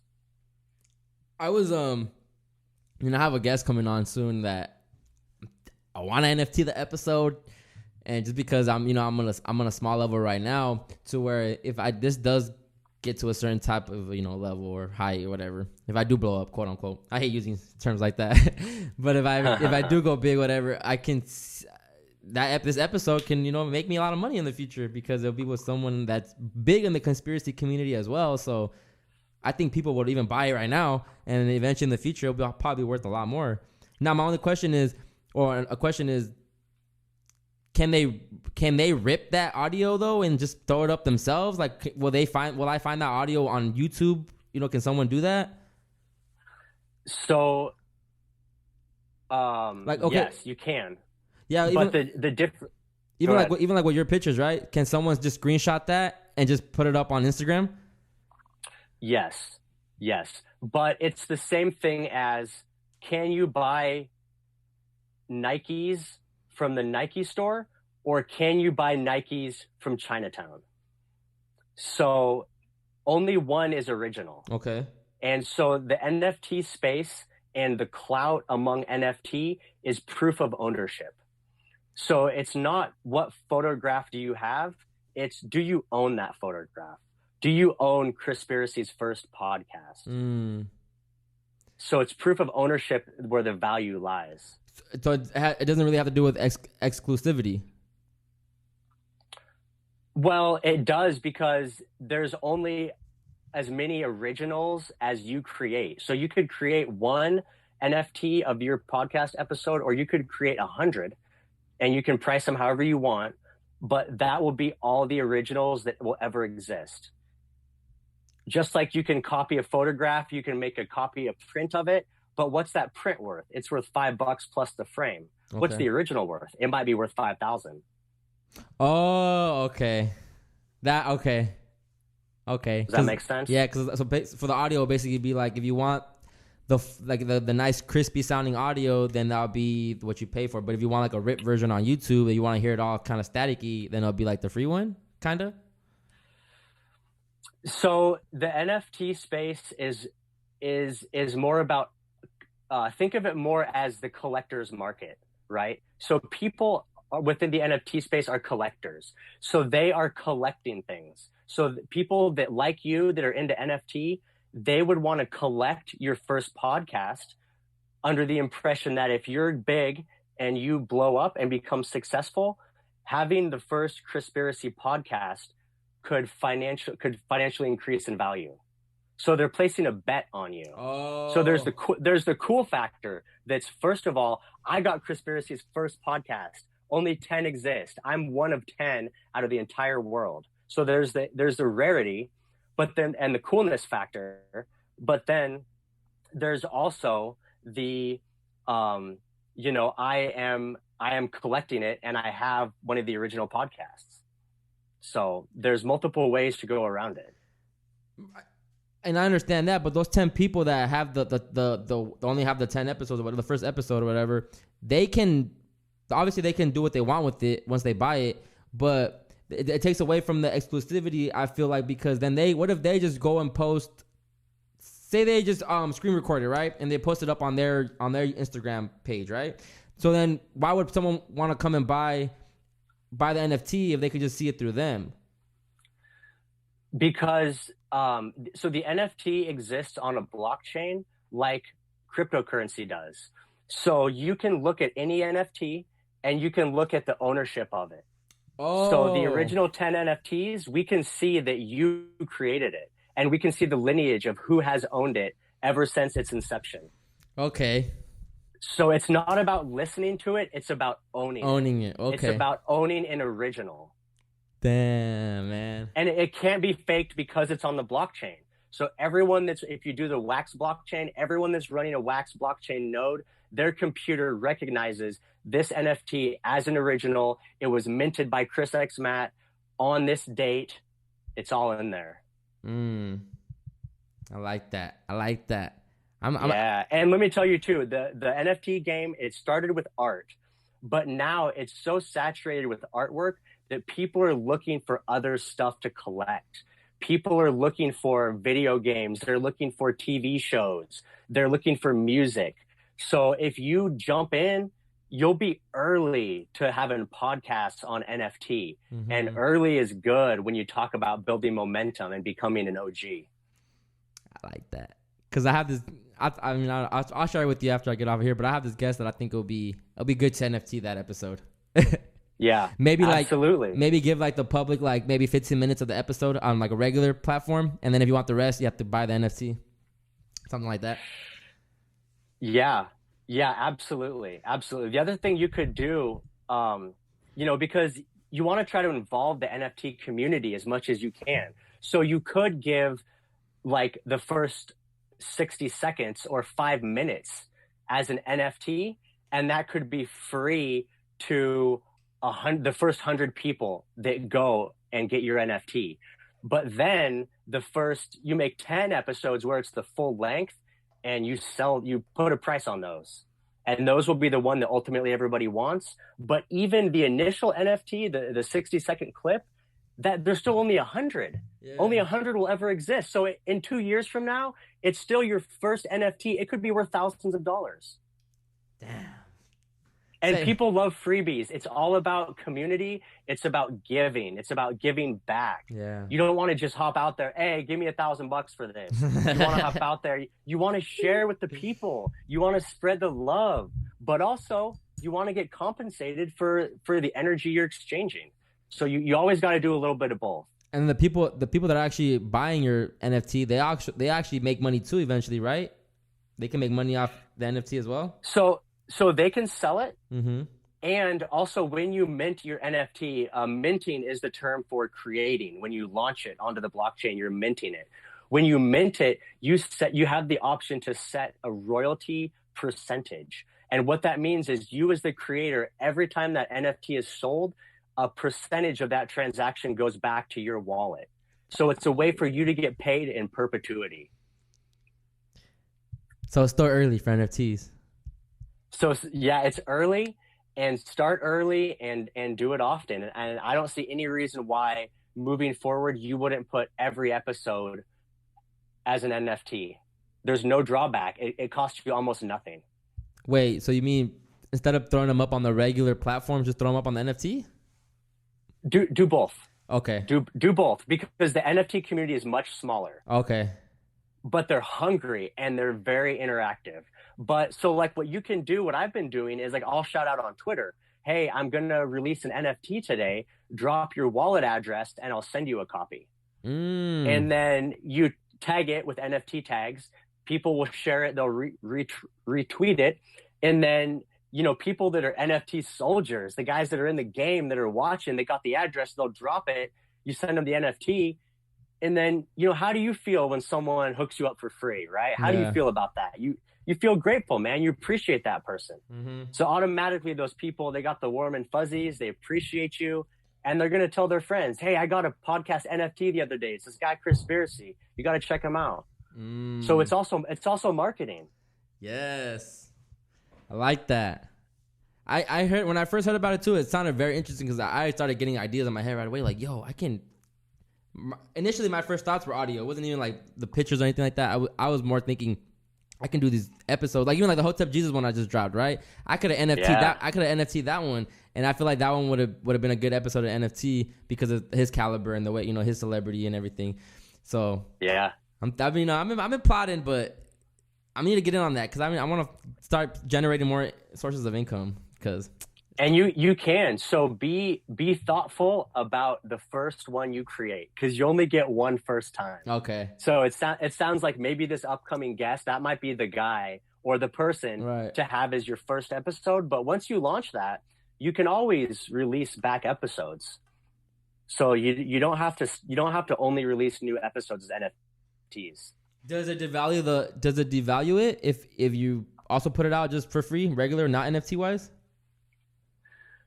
I'm pretty sure it does. No, because an NFT is a collectible. And so it doesn't devalue it. Like I put my NFTs on Instagram, to share them, to advertise them. But again, being an NFT is about being a collector, and it's about possessing the genuine item. So it does not devalue it. And with a podcast, you want to reach as many ears as possible.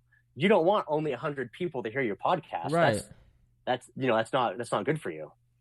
Okay, let's do a hypothetical. Okay, so say I put this podcast up on NFT. Say I sell it for $5. I get to choose how many I want to sell, or yes. So okay, say I put up 50 of them up for sale, $5 each. Once those 50 people come and they get it, I think I'm maybe looking at it like a stock. Does that NFT does it start becoming more money? Does it go up when my celebrity starts going up, or does it just stay $5 all the time, or how does it work? I'm just confused. So you set the price that you want to sell it for initially, and then there's also the ability on the websites for the collectors, the people who purchase your NFT. There's a secondary, like an eBay for NFTs. So people can then resell your NFTs at a fixed price or in an auction format.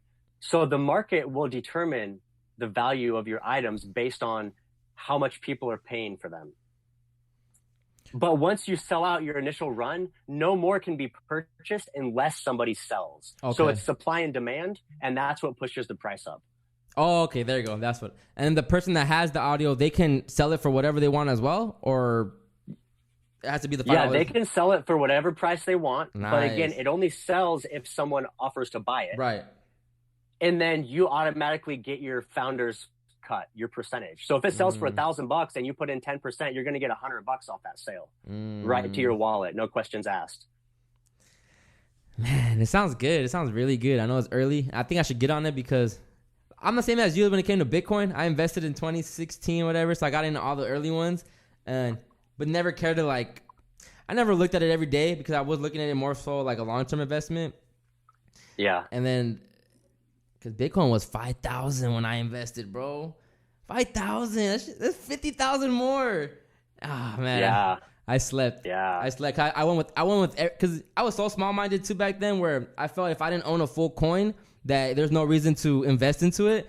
So I avoided. I got Ethereum, I got Litecoin, I got all the other ones. Yeah. But no Bitcoin. Yep.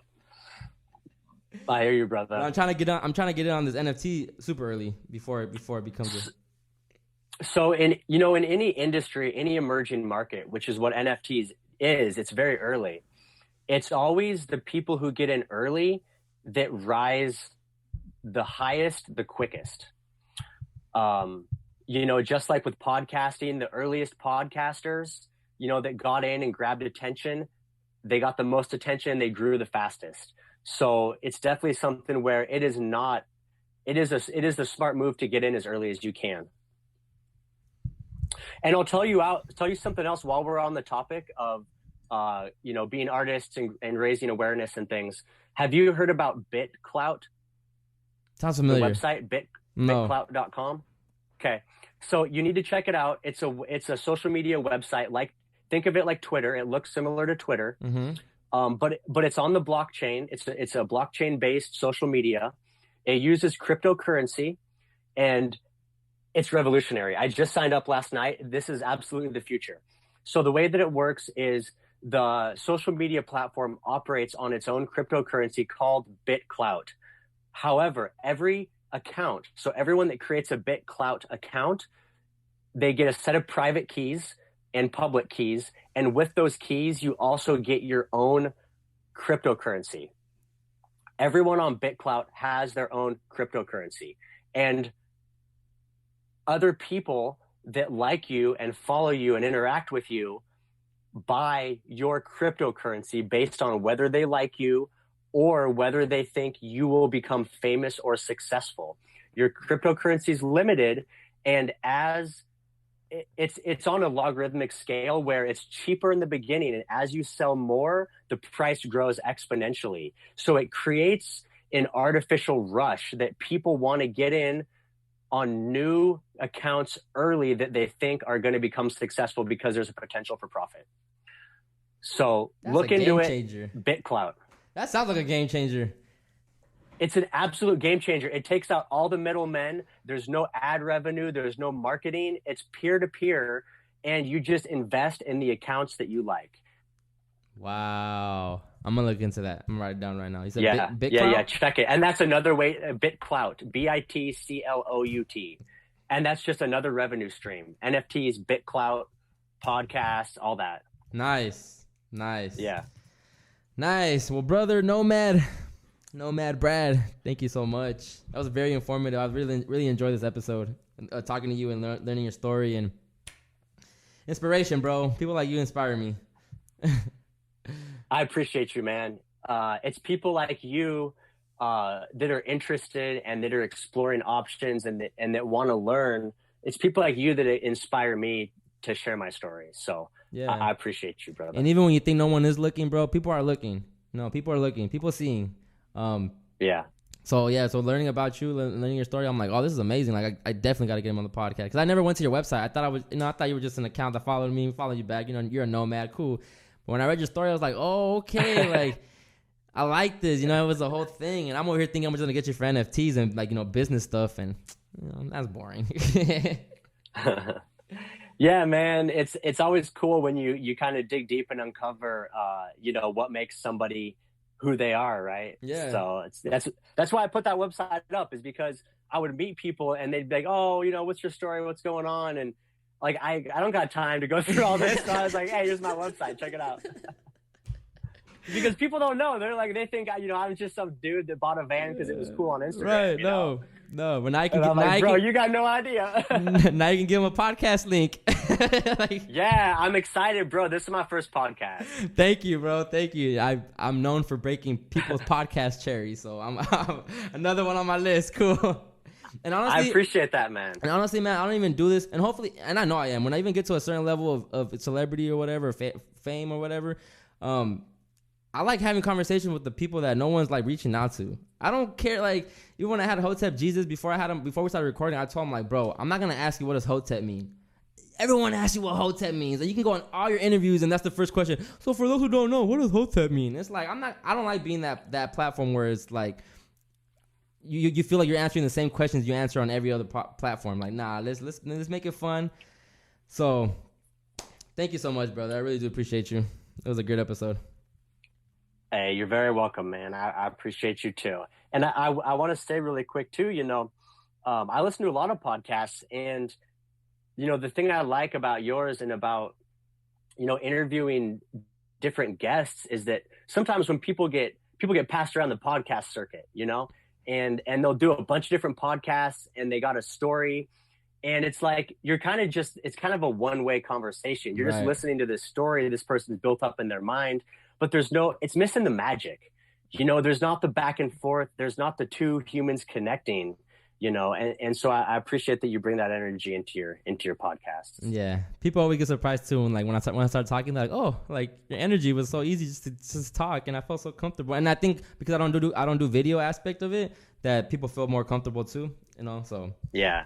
But I like having conversations with regular people, bro. I think everyone has an amazing. Everyone lives their own truth. Everyone lives their own journey, and to me, it's like, let me just hear it out. I don't have to agree with everything. I don't have to, be inspired and go follow your footsteps or anything like that. But I like to just take what I want from your story and apply it to my story in my life, and I do that with everyone's story. So I'm just nosy, and that's why I like podcasting. That's why I started podcasting. I always tell people I like being nosy, and I want to be as nosy as someone allows me to be with them. So if you don't want to answer something, cool, you don't have to answer it. But I'm going to ask it anyways, like, that's how I look at it. Thank you, Brad. I appreciate you. Hope you have a nice time in Arizona. Hey, you're welcome, brother, man. I hope you do good too. And hopefully we cross paths in the future one day. Show me this little van life. Hey, man, next time I'm cruising through California, I'm gonna drop by and see you. Oh yeah, we got to make it happen, man. Cali's kind of whack right now, but yeah, we're opening up. It's opening up. All right, bro. I appreciate you. Have a nice day. Be safe out here.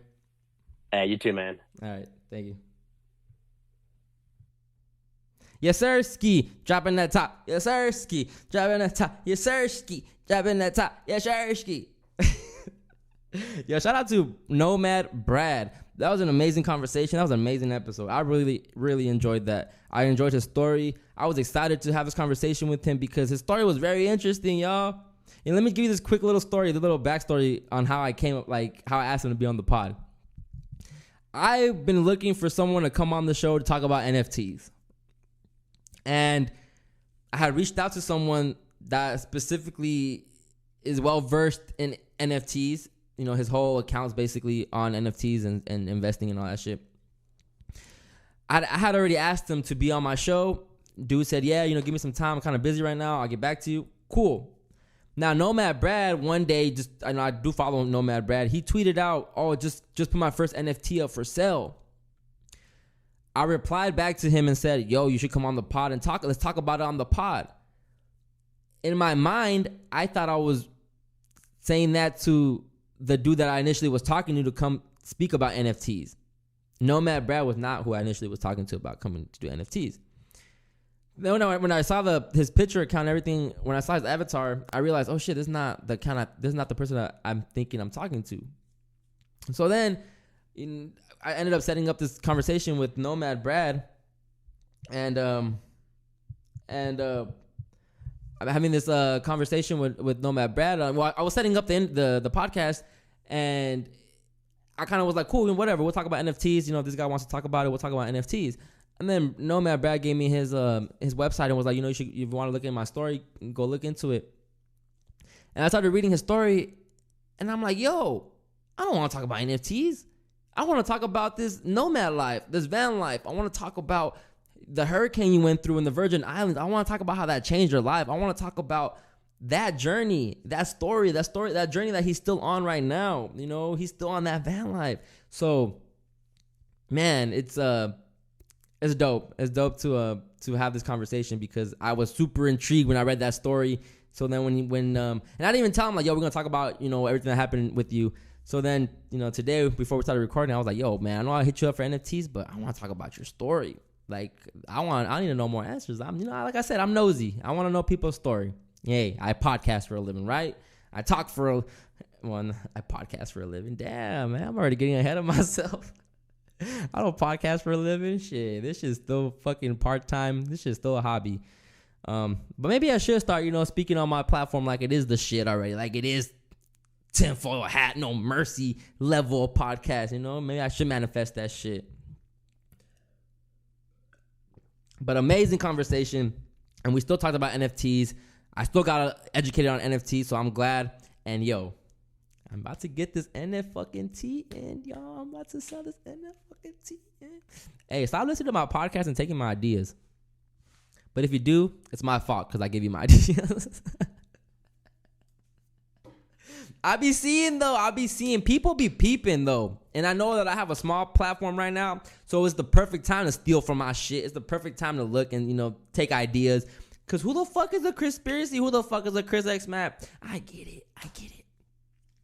But we always 2 steps ahead of the curve on this side. I'm a 33 life path, y'all. I'm 5 steps ahead of this shit, man. I'm a real motherfucking influence. And maybe I should end this episode before I start getting into my cocky bag. But man, I do appreciate everyone that's tapping in. If you're listening because of Nomad Brad, thank you. And if you stay because of Nomad Brad, if you stay because of me, thank you. I do appreciate you. Make sure to hit the subscribe on the Apple Podcast. Go to SoundCloud and follow me on there. Go to YouTube and hit the subscribe on there. Hit your notifications on so when we drop some shit. Shout out to Overly Blunt. Shout out to Dennis B. Messiah. Shout out to my brothers. I want to say a lot more, but I'm going to just stay quiet because, just give me some time and we're going to make shit fun over here on this side, all right? Just give me a little bit more time and we're going to make shit fun on this side. But we out of here, man. Thank you guys so much for tapping in. I'll see you all next week. CHRISPIRACY. Okay. Grab your folders in your bags. It's the end of class. Good looking Chris X Matt. We'll be sure to make it back for the next session that you're hosting. See you bright and early next showing. Grab your folders in your bags. It's the end of class. Good looking Chris X Matt. We'll be sure to make it back for the next session that you're hosting. See you bright and early next showing.